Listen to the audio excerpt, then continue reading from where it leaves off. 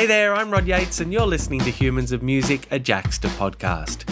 Each episode I talk to a music creator or industry professional about their life and career, the ups and downs of their journey and the lessons they've learned along the way. And my guest today is the Pretty Reckless frontwoman, Taylor Momsen.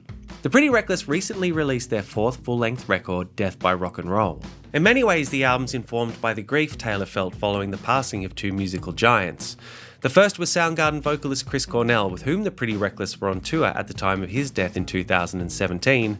And then in 2018, the band lost their longtime producer and unofficial fifth member, Kato Kandwala.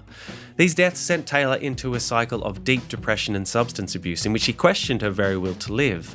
And it was only really when she turned to music for solace that she started to see some sort of light at the end of that very dark tunnel. While she may have made her name as a child actress in films like The Grinch and TV shows like Gossip Girl, as she explains in this interview, music has always been her first love and passion and safe place. Having founded the Pretty Reckless as a teenager with guitarist Ben Phillips, the band recently enjoyed their first #1 on the Billboard Top Album Sales charts with Death by Rock and Roll. And we talk about the creation of that album in this interview, as well as Taylor's upbringing in the entertainment industry, her memories of seeing the White Stripes as a 7-year-old, and much, much more. But we started by talking about the band's new album, Death by Rock and Roll. And I read a quote from you where you said that this record pushed my limits in every way possible. What were you referring to? We went through a lot of loss over the past few years, a lot of trauma and loss in the Pretty Reckless world. And this record is really kind of the culmination of everything. And that's really how it was born. It was born out of a lot of tragedy and a lot of grief. And, to say that I put everything of myself, everything that I had into this album that doesn't even sum it up. Like, that doesn't do it justice. That doesn't say it correctly. I poured, it's cliche, blood, sweat, tears, every single emotion. Like it all went into this album. And, I went very down there. We lost a lot of people starting with Chris Cornell. We were on tour with Soundgarden at the time, and that he passed, and that was devastating. Is an understatement of a term. That hit me extraordinarily hard. And I kind of came to the conclusion that I wasn't really in a great place to be public at the time, and getting on stage every night and continuing to perform a show and trying to put on an entertaining rock and roll show for fans that are so deserving of my full attention and my full presence. And I wasn't there. I wasn't there mentally. And I came to the conclusion fairly quickly after that I needed to kind of take a step back and go home and process things in my own time, because I'm human, and I needed to kind of, grieve at my own pace. And as soon as I started to kind of get my feet back on the ground and was starting to write some more songs, I was calling our producer Kato, and I was going, let's get in the studio. I have some songs. I don't know what they're for. I don't know if they're for a record or for an EP, or maybe they're for nothing. Maybe they're terrible. I don't know, but we're all in this funk and we need to get out of it. Like, let's get in the studio and start working on something and, making music. Cause that's how I've always been able to find my balance again, is through music. And as soon as we started to kind of put those plans in motion, I got the phone call that Kato had died in a motorcycle accident. And that was just the nail in the coffin for me, where I spiraled downward very quickly into just this very black hole of depression and substance abuse and, everything that comes along with grief and trauma and loss. And I didn't know how to get out of it. And I think the scarier part was that I didn't know if I wanted to. Like, I'd become very content with kind of fading into nothing. And I kind of gave up on life, I guess. Like, I hit that kind of point where it was, I looked around and I went, everything I love is dead. So what's the point? Like, I don't see the point of living.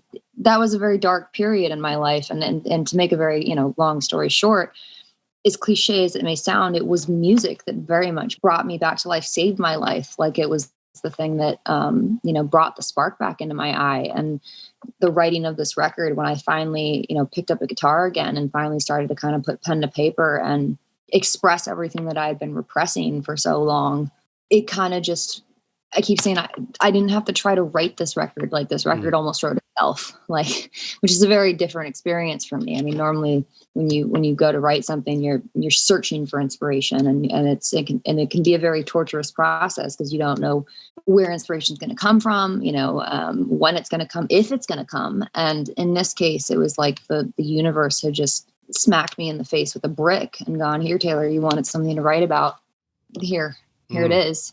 And so this record just kind of poured out of me, whether I wanted it to or not. And that makes for something that's really unique and really special. And I think that really the writing of this album was the first major step that I took towards healing myself and getting myself back on the right track and on the path of life.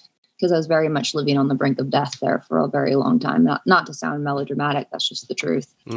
And so this album very literally saved my life in many ways. The album title, Death by Rock and Roll, I understand that's a phrase that Kato would say, and I think even 10 years ago said that you should write a song about that.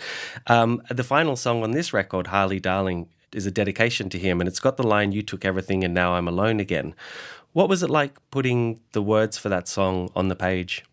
It was a painful song to write. It was a necessary song to write. I think that was when I completed that it was a turning point for me in one way, but it was also extraordinarily emotional, and like there's no way around that. It was a song that, while we were recording the album, I attempted many times and would get about halfway through and go, I can't do it today. It's too much. Like, we'll try it again tomorrow. That one in particular, I think, took a lot of, I don't know. I had to find that fine balance. Like, it's, when you're grieving, or in the state of grieving, which I still very much am. It's just not as, that wound isn't quite as open as it was, a couple of years ago, but it's still a very real wound.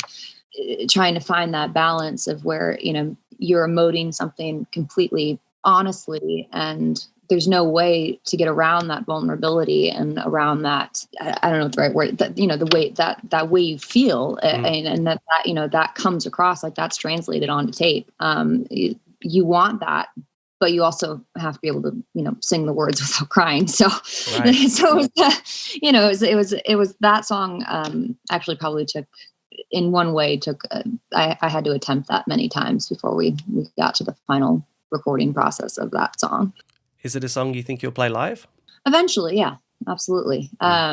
It's one. I mean, first of all, to say it's one of my favorites is true, but they're all my favorites. So like that, to me, it's just this record is such a full circle story. I mean, it starts. The first thing you hear on the album is the song "Death by Rock and Roll," but before the song even starts, the count off is Kato walking down the hallway. It's a recording of his footsteps. So it starts with him and it ends with him, and everything in between has, touches on him in some way.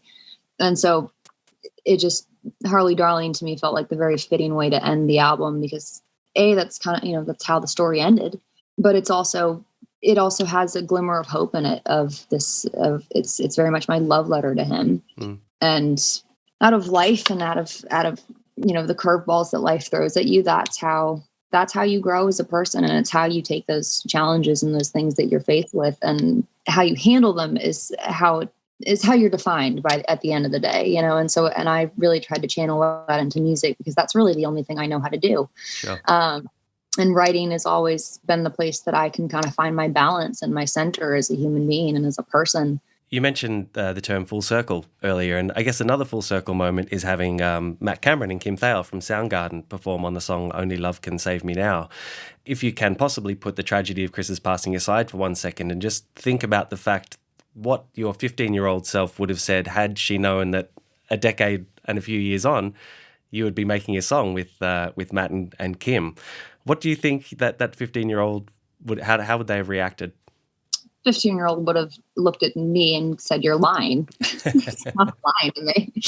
I mean, this band formed over the love of two bands. I mean, it's the Beatles and Soundgarden, and that's really how to put it simply. There's obviously many more things that contributed to, the deep connection we have as a group, but that's the basic start of it. It was the Beatles and it was Soundgarden. And so to be opening for them was just, when we got that phone call, I thought it was a joke. Like, I was like, is it April? Like someone's messing with me. Cause it was surreal. Like I couldn't believe it. I couldn't fathom it. And it was the highest of highs. Like, it was just the most exciting experience of my entire life. And like, and you always hear the phrase, like, don't meet your idols, because that can go very south very quickly, and you don't want to be disappointed or whatever. And I'm very nervous of that. Like, I'm human, and I didn't want to get too close. But as soon as we started that tour, we were welcomed with such open arms, and everyone from Chris to to Matt and Kim and Ben, like they were just so. I don't need to tout their musicianship. Like, anyone who's heard them knows how incredible they are, and unparalleled and just phenomenal. But as people, they were so fantastic. Like, all of them, they were so genuine and so kind and so down to earth, and just everything that I couldn't have possibly even imagined and more. Like, it was just so amazing. And it was like the most incredible experience of my life. And then it obviously, ended in such tragedy, which was a very, shocking is an understatement. And it was, it ended in devastation, but for a while there, it was absolutely incredible. And then to go back to your full circle point, or my full circle point, then years later have Matt and Kim play on a song that I wrote called Only Love Can Save Me Now on our album is amazing. To this day, it still stuns me. They've become very dear friends of mine, and we've become fairly close over the years. So to have them be a part of something that I wrote, and to create something together after so much, pain that we all went through together and separately and all that, was just this very, at least for me, this very beautiful kind of full circle moment that really kind of proves the power of music and how important it is and how healing that can be. Yeah. And like on a light note, like it was so cool. I mean, we recorded it at London Bridge Studios, which is where Soundgarden recorded Louder Than Love, and Pearl Jam made 10, and Alice in Chains made Dirt. And just to be in that space, which I'm very much a firm believer that places are kind of like people. Like they hold memories and they hold energies in their walls and in their space. And so to not only be there, but then to be there with Matt and Kim working on something new was just so unbelievably incredible. And just fucking awesome. I mean, and like and on a very light note, I mean, not very light, but on a lighter note, to hear the song come to life for the first time in a real way, like the first time Matt hits his snare and the first note that Kim plays on the guitar, like I thought the speakers were going to explode. It was just so fucking awesome. And we all kind of looked at each other and went, like, we played it through once, and we all kind of looked at each other and went, well, are we all crazy? That worked. Like, okay. And that's, it's one of those kind of magical musical moments that doesn't happen every day. And it was just so surreal and so amazing. And I'd be remiss and a liar if I was to tell you that that's not one of my favorite songs on the record, because it certainly is. Even though I'm not supposed to pick favorites, because they're all my children. But so I feel like a bad parent saying that, but it certainly is. It is a great song. And you mentioned London Bridge Studio. So do you think you could feel the history in the walls when you walked in? Oh yeah. I think that every studio has an energy when you walk into it. And it's been a dream of mine to record it. Like, I've always wanted to record at Abbey Road Studios. Who hasn't? But I also like studios that, I feel like a studio to me has to feel like a second home. And, I'm a New Yorker. I'm a little grimy. So I don't like to walk into a place and feel like I have to, wipe my shoes or like take my shoes off or something. Like, I want to really feel like it's my home. And London Bridge really had that kind of atmosphere to it, that kind of grungy, stripped down, but like still totally professional, beautiful console, but like you could see the wear and tear and like the love and the pain that was poured over it, and the sweat and the blood and the tears, all that. And so you could feel that. And then, obviously they also have, gold records hanging around their walls, and, Polaroids and pictures throughout the years. And so getting to walk around the studio with Kim, wow, who's just pointing to everything on the wall and telling, had a story to go along with everything, was just amazing. Like, just to hear all the history, to feel the history before they even showed up, and then to hear it all verbatim with Kim pointing and going, well, I remember when that happened, and this was blah, blah, blah, and this was da, da, da. It was so cool. Do you have a favorite story that he told you that you can share? I got a couple, but I'm a firm believer of like what goes on the studio is like the road in one way. I believe what goes on the road stays on the road. Sure. It's like Vegas. So it's not my place to tell those stories. Just because it's not, like No. you say the documentary or, if Kim was on this with us and he wanted to share one, then by all means, but that's not my place. So Sure. And last Soundgarden related question. Who was the Chris Cornell that you got to know? I don't know exactly what you mean by that, but I got to know a very sweet man who loves music. We had some very meaningful, deep discussions about music.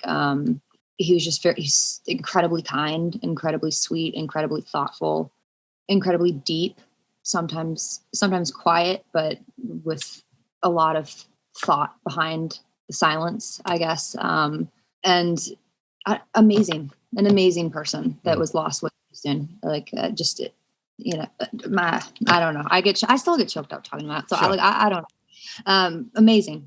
So from what I understand, it sounds like there were two kind of pivotal experiences which pushed you towards music. One was when you made The Grinch, the movie, in 2000, when you were 7 years old, and you got to go into a recording studio with James Horner to record a song.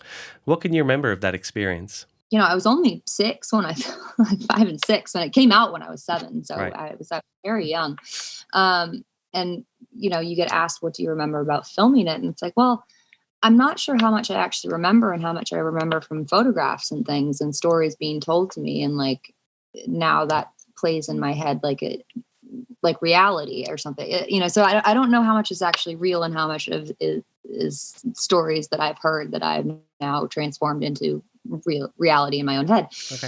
But what I do remember of the studio is I remember walking in and I already knew I loved singing. I had already started writing songs at that point, not good ones by any means, but I had already started to, I played piano, I was starting to play guitar, and I loved singing. And I remember when I found out my character was going to get to sing a song, I was so excited. I was floored. I was like, this is the best thing in the world. And so walking into that studio, it was this massive live room with an orchestra and the control room with this huge, beautiful console. And, me and my tiny little self, like sitting behind it with with my hand on, there's a great photo of me and James Horner sitting at the console somewhere.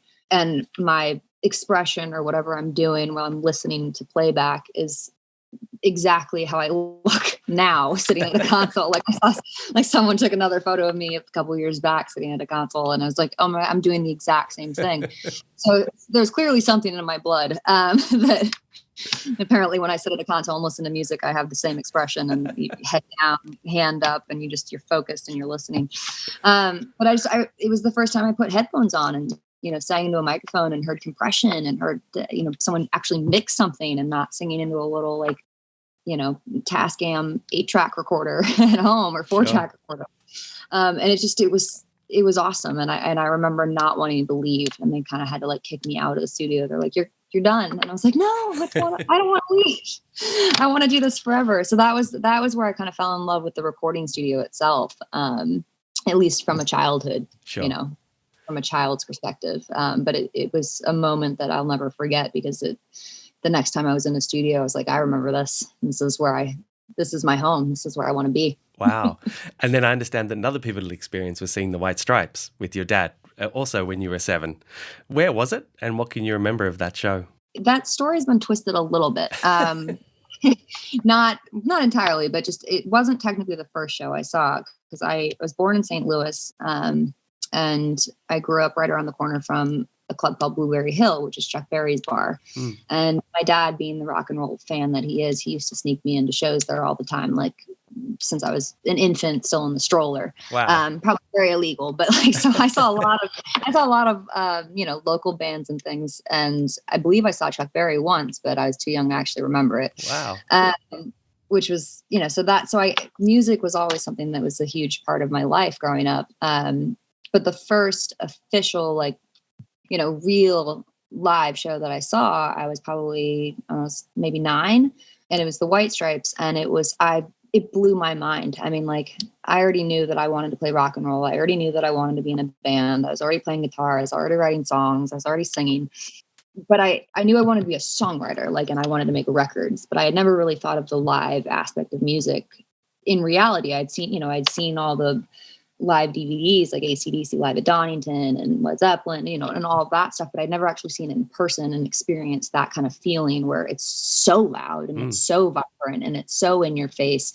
And I just remember thinking to myself, how can two people make this much noise? This is the coolest thing I've ever seen in my life. And I left and we were down in the pit too. My dad was like, we didn't have like seats. Like I was in the mosh pit. I think he almost got the guy who like knocked me over because I was so small.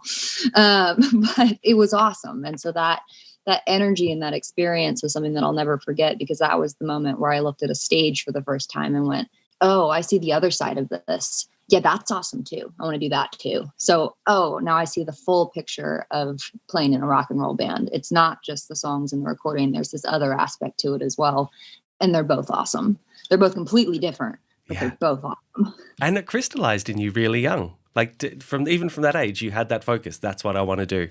I certainly did. And I feel very fortunate for that. I feel very lucky that, I think a lot of people spend their whole lives trying to figure out what they want to do or forget even what they want to do, trying to find something that they genuinely love. And I figured that out at such a young age. Like I have a love affair with music, and I've had it since I was an infant. And I don't even know, I credit my dad because he introduced me to, such great bands at such a young age. But, a lot of parents do that and it doesn't click. So I'm not exactly sure where it came from directly, but music was just always a language that I didn't have to be taught. I just kind of understood more so than any other form of communication. Like it just always made sense to me. Right. And that's kind of where that's how it started. Yeah. That's how it started, and here's how it's going. And I know that your dad used to make mixtapes for you of some, songs from his albums, like bands like the Beatles, The Who, and Bob Dylan. Can you remember at all how it would feel every time he'd give you a new mixtape? Is there a sensation that you can remember? I just remember being excited. My first, I think, is excitement and fear that it wouldn't work. That it wouldn't work. That he would do it wrong. Because there's a couple times where he'd give me a tape and he'd like wrap it up and give it to me, and I would be all excited, and I'd put in my little, cassette player and put my little headphones on, and there'd be nothing on the tape. And so it's probably a combination of like, oh my God, new music, and is this going to work? So a little bit of doubt, but no, it's just excitement, because every time, and a lot of the time the mixtapes were things that I was requesting, because he would, I would steal his vinyl and go down to the basement, and he used to get very angry at me for doing that, because God forbid I scratched one. But I was very careful, but I get it. They're collector's items. And so he would take songs that I, was obviously gravitating towards and put them on tape for me. So I had a way to listen to them myself without, destroying his collection. And in the song Rock and Roll Heaven off your new album, you sing "Freedom Found Me When I First Heard the Beatles Sing." Was it that immediate? 1,000%. Like it's the truest statement I've ever said in my life. They were the first band I ever heard. I think, they were playing in the car when my parents drove me home from the hospital the day I was born. They were the first band that I fell in love with. They were the reason I started writing songs in the first place. First of all, they did everything, so you could never get bored. You could constantly discover something new. And I still find to this day, even I'm now 27 years old. So for 27 years, I've been listening to these records, and every time I put them on, I still discover something new inside them. I still hear something resonates a little differently, or I notice a tambourine hits in a different place, or whatever it is. Like, and that's the music that I really love and gravitate towards is stuff that you can listen to ad nauseum and still be excited by it, and still hear something new every time you hear it, even if you know it like the back of your hand. And that's the magic. And so it started with the Beatles, and then the second band that really did that for me. I mean, there's lots of bands in between, like The Who and Jimi Hendrix and Pink Floyd was a huge influence, and AC/DC and Led Zeppelin and, The Doors, and the list goes on and on and on. But the second band that really had that kind of same impact on me that the Beatles did was Soundgarden. When I first heard Soundgarden for the first time, which I actually didn't learn from my dad. I kind of discovered that on my own when I was a little bit older. I got into the 90s scene, and I heard, Nirvana and Pearl Jam and Alice in Chains and Oasis and Soundgarden. And when I heard Soundgarden, my mind was blown. Like, same feeling of when I heard the Beatles, where I couldn't wrap my head went back, and I couldn't wrap my head around what I had just heard. The amount of complexity and depth and poetry and odd time signatures and layers and and aggression, yet sensitivity and emotion, and just, I don't know, the whole thing it blew up my brain. And that was the next band that I really, really delved into, the same way I delved into the Beatles. After the break, Taylor talks about transitioning from acting into music, the first show that Pretty Reckless ever played, and the meaning behind the song 25.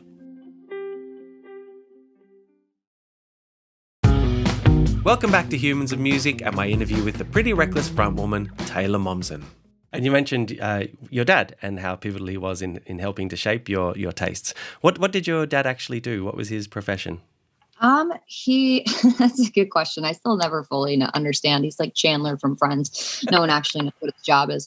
No, he, when I was younger, he traveled a lot. He worked for an electronics company designing record players. Wow. Yeah. And designing, CDs were just starting to come out, but before CDs, designing cassette, how they looked and stuff before computers. And so he would draw how the cassette player looked and how the CD player would look and the headphones so he designed the look of the machine that would play music. Wow. Yeah. So he must have had a great player himself. Oh yeah. Well, that's why he didn't want me to touch it. He gave me the big ones. He's like, "Oh, look, it's blue, Taylor. You'll like it. It's for kids. It's a toy." And how about your mum?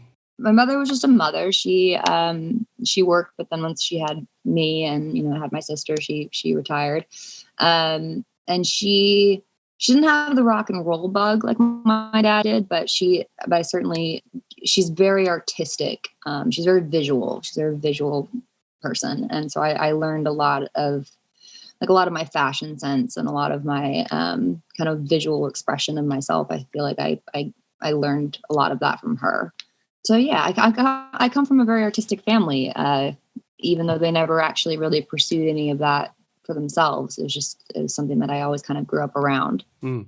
And why do you think that they led you down the path of first modeling at the age of 2 and then doing a TV commercial at the age of 3 and then moving into acting with the Grinch? Have you ever had that conversation about why you were led down that direction?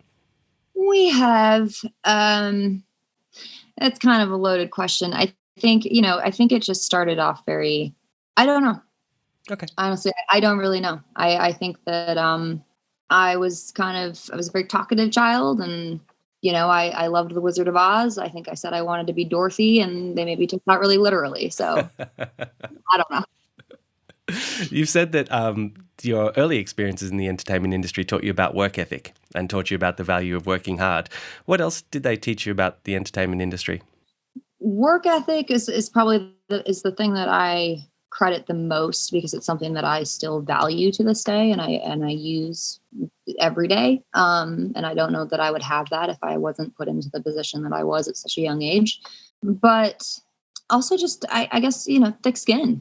Like, I learned to accept rejection at a very young age, and not have it destroy you. I learned very quickly, just because of the way that I lived, I learned how to focus inward and focus on myself, which is a huge attribute and a huge reason why I connect to music so much, I think, is because it's so internal.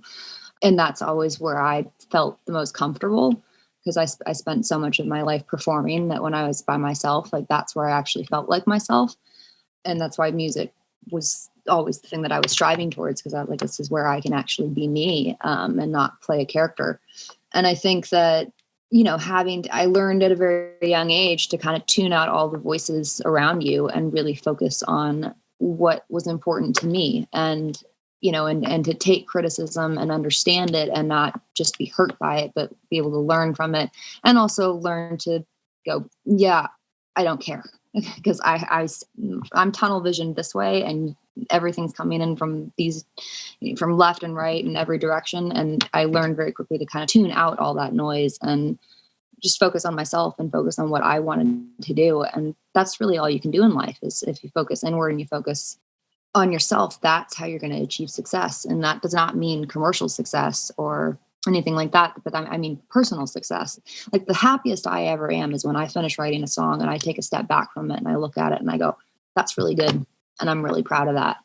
That's it. That's the moment right there. Everything that happens past that is like, it's sometimes, it's whipped cream on top of the cake or whatever, but that moment already existed. So like that, without that, you have nothing. And so I think that I learned to trust my own instincts at a very young age, which is something that I value and try to continue to do, which isn't always easy, but it's something that I focus very strongly on, I guess. Yeah, and they're incredibly important values and lessons to have learned, particularly, I suppose, considering your transition out of acting and into music and what you would have had to deal with there in terms of shutting out the outside voices. So those skills sound quite pivotal to how you've been able to take hold of your career. Yeah. I mean, I don't think that I knew that I was learning them at the time by any means. And I don't think I ever really thought about what skills I learned until I got asked about them in interviews. And I was like, oh, I need an answer for this shit. So that's kind of where the reflectiveness started to come back. And I'm still kind of bullshitting my way through that. Because at the end of the day, I'm just a person and I'm just growing and, evolving like everyone does as time goes on. And, I think I said it on the first record. I don't think I can be anything other than me. And that's what life is. And so I feel like my fight is always trying to just fight to stay true to myself and fight for my vision to be seen through without anyone else interfering. And I think I read that you've said in the past that when you were young, your notebook became very important to you. I guess this was at a time when you were busy with your acting jobs and perhaps not able to cultivate as many friendships at school, perhaps because obviously your upbringing was involved working. What role did the notebook play for you growing up? Well, I moved around a lot. So I didn't have a very traditional upbringing. I mean, I had snippets of it. Like if on paper, I went to Catholic school for elementary school but then I was out of Catholic school and I was living in Los Angeles and filming The Grinch. And then I was back in Catholic school for a month. And then I was just off in Texas filming. And then so I traveled around a lot and I lived this very kind of gypsy lifestyle that I wasn't really able to make. Not that anyone makes like really meaningful connections when they're, like 6 or 7 or whatever, like in elementary school. I mean, I'm glad for the people who have done that in their life, but that's rare. But I didn't have, I just didn't have a traditional upbringing. So I found that listening to music, like music became my best friend. The singers that I was listening to and the songs, their stories became my stories. And I created this bond and this connection to the artists that I was listening to, and they felt like my friends. And from that led to me wanting to write my own songs, which didn't even necessarily start out as songs. It just started kind of as poetry of me writing how I felt. And that's why I say notebooks, because they weren't diaries. Like I wasn't going, dear diary, blah, blah. And they weren't journals, but it was where I could express myself without any judgment, because it wasn't meant for anyone other than me. And it's where I didn't have to perform, and I didn't have to be anything. I didn't have to be anything. I could be whatever I wanted to be, and I could say whatever I wanted to say, and I could think whatever I wanted to think.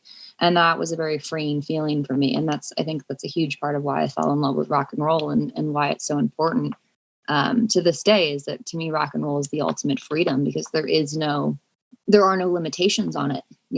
First of all, rock and roll, it's one of the original art forms. It includes everything. It stems from the blues, and then it incorporates everything in between, from, pop to funk to jazz to country to hip hop, even to bluegrass and to folk, and, like literally every genre falls under the category of rock and roll in some way.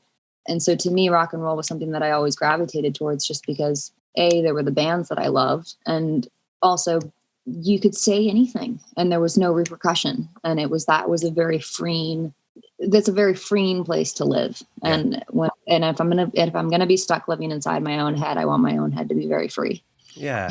And it's funny, isn't it? Because you think of most 6 or 7 year olds, and they tend to quite often spend a lot of time pretending to be someone else. But it was almost like the other experience for you, where you were already doing that in your acting jobs, and you wanted the opposite. You wanted time just to focus on yourself and be yourself.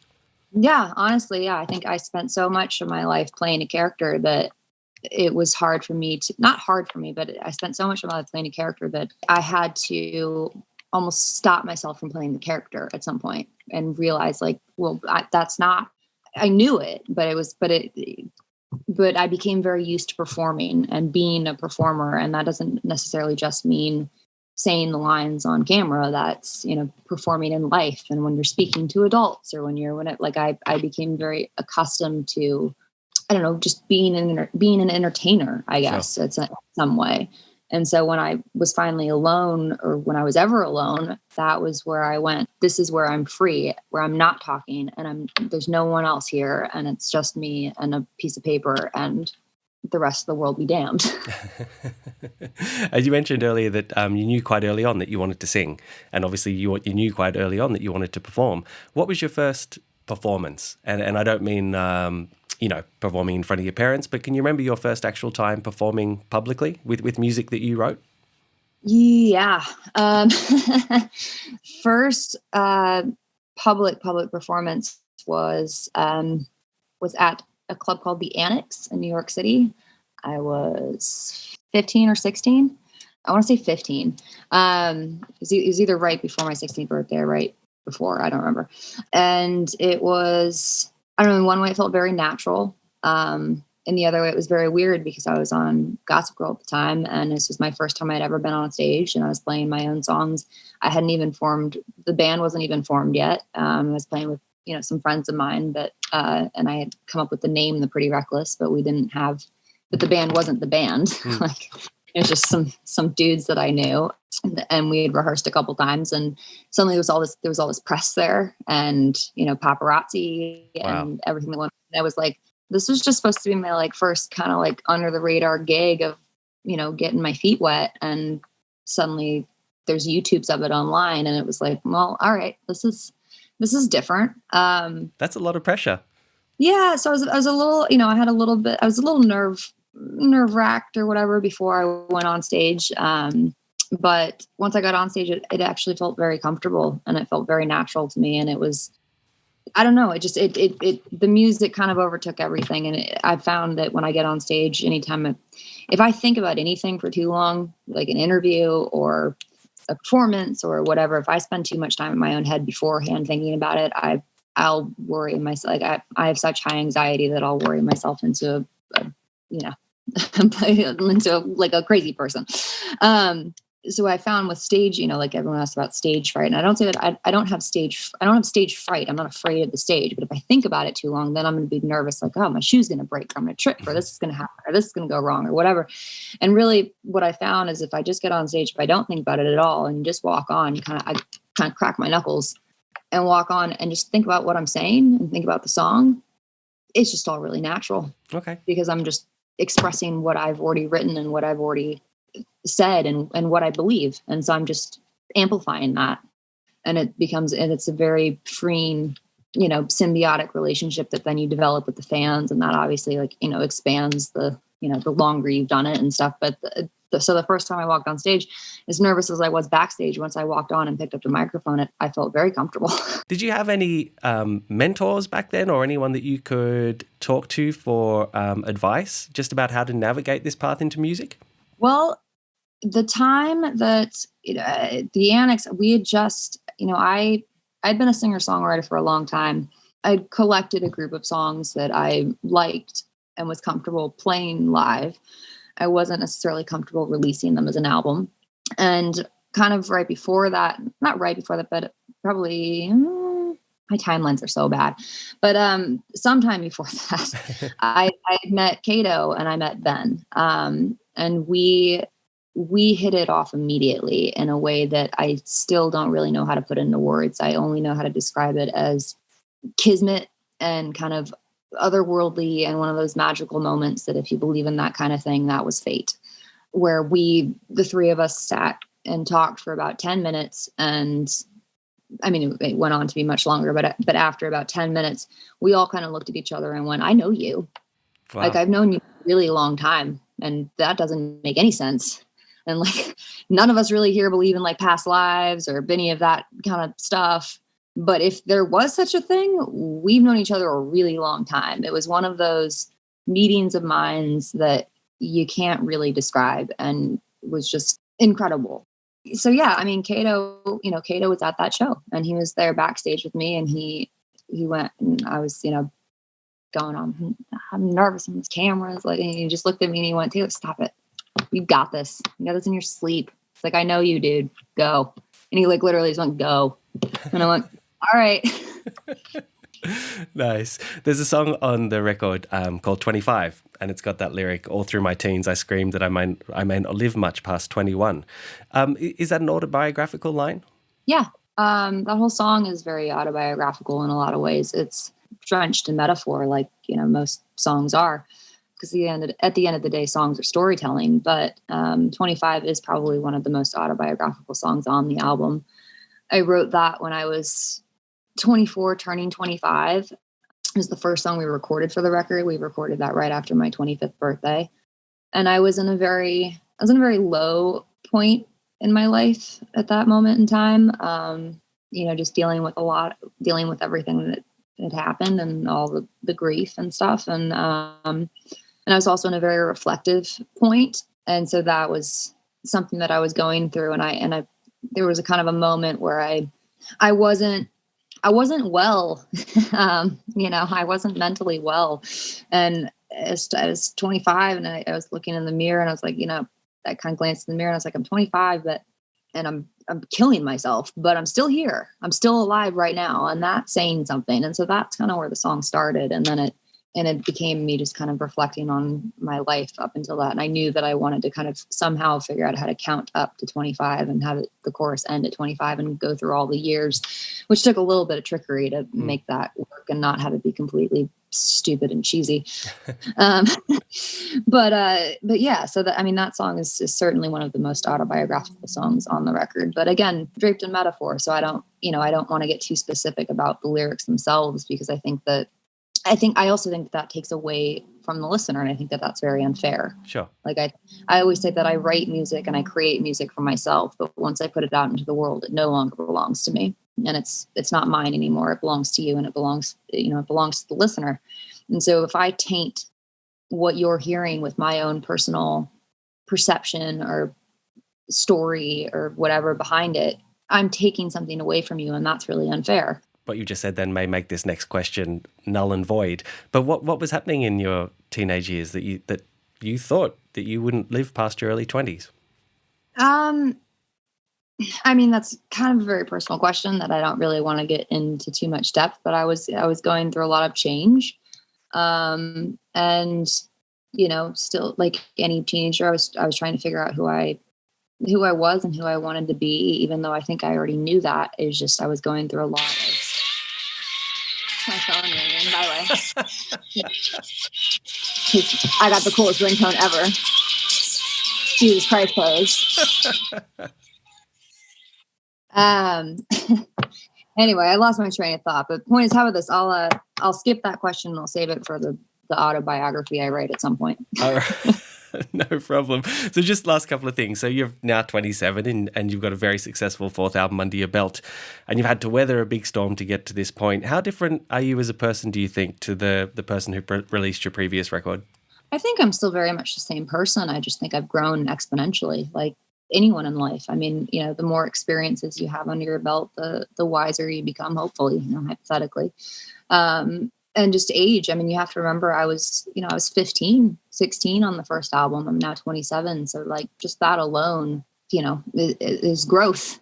And then, especially in the past few years, I feel like I grew exponentially just because of when you go through that kind of grief and that kind of trauma and that kind of loss, there's no way to not grow up really quickly. You're suddenly faced with life and death in a real way, and not just some kind of metaphor or thing you see on television or hear about and think you understand. It's now a part of you, and that forever transforms you and changes you. So I think that in that way, so in a lot of ways, I think that I'm much older, but at the same time, I feel like I'm younger than that now. I think it depends on the day. And some days I feel like I'm 107, and sometimes I feel like I'm a 2-year-old girl again, just trying to figure out how to, tie my shoes.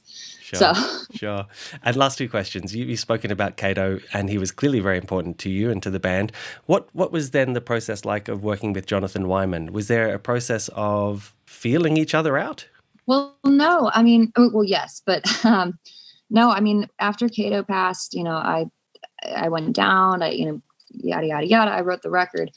After the record was written, the question became, how do we record? We've never made an album without Kato, and that question alone was just devastating to even think about, let alone pursue. And, we went through a lot of options in our head, and we pursued a lot of different avenues of reaching out to different people, but none of them felt right. And kind of the concept of kind of going with a big name or something like that, like it felt very wrong for where we were at. And luckily, so to me, the very obvious suggestion and choice was Jonathan Wyman, who I'm so fortunate that I know him.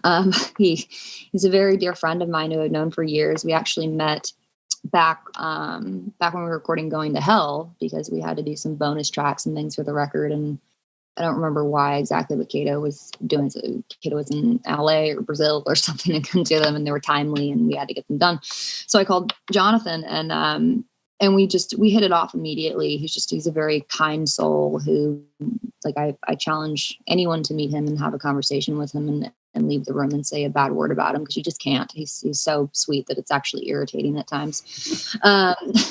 But past his personality, he's a fantastic engineer and a fantastic producer. He just makes everything sound great.